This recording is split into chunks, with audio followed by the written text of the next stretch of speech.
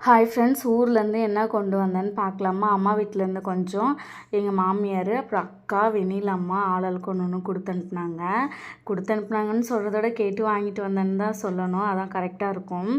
சரின்னு சொல்லிட்டு அம்மாவுக்கு பொங்கல் சீர் கொடுத்துருப்பாங்க. அது எல்லாமே அம்மா எனக்கே கொடுத்துட்டாங்க.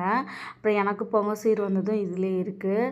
என் பையனுக்கு வந்து இந்த பச்சை பட்டாணினா ரொம்ப பிடிக்கும். அது வாங்கிட்டு வந்திருந்தோம். இந்த காய் வெரைட்டிஸ்லாம் வந்து எங்கள் மாமியார் கொடுத்தது. சொரக்காய், பரங்கிக்காய், தேங்காய், எலுமிச்சைப்பழம், இந்த மாங்கொத்து இருக்கும் இல்லையா, மஞ்சள் கொத்து இருக்கும் இல்லையா, அது அவங்களுக்கு சீருக்கு வந்தது கொடுத்து அனுப்புனாங்க. அதுக்கப்புறம் பார்த்திங்கன்னா, இந்த வெங்காயம் வந்து சின்ன வெங்காயம் அக்கா கொடுத்துச்சு.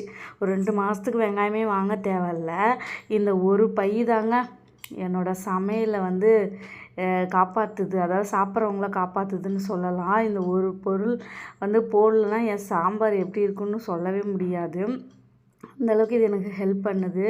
இந்த பாத்திரம், புது பாத்திரத்தை இப்போல்லாம் இந்த பிரச்சனை யாருக்கு உங்களுக்கு இருக்கா என்னன்னு தெரியல. இந்த புதுசாக ஏதாவது டிசைன் உள்ள பாத்திரம் அம்மா வீட்டில் இருந்துச்சுன்னா அதை எப்படியா ஆட்டையை போட்டு வந்துடணுன்னு தான் மனசு தோணுது. அது யூஸ் பண்ணுறோமோ இல்லையோ, அதை வாங்கிட்டு வந்து நம்ம வீட்டில் வச்சா தான் ஒரு நிம்மதியே இருக்குது.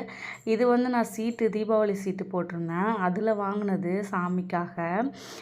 தட்டு, அப்புறம் ஒரு பெல்லு, அதுக்கப்புறம் இந்த தீர்த்தெல்லாம் வச்சு கொடுப்பாங்க இல்லையா அந்த பாத்திரம், அப்புறம் ஓம் விளக்கு, முருகருக்கு வந்து ஆறுமுக விளக்கு வந்து போடணும்னு சொல்லிட்டு வாங்கினேன். இது எல்லாமே தாங்க நான் ஊர்லேருந்து எடுத்துகிட்டு வந்திருந்தது. இது பிடிச்சிருக்குன்னு நினைக்கிறேன். பிடிச்சிருந்தா லைக் பண்ணுங்கள், கமெண்ட் பண்ணுங்கள்.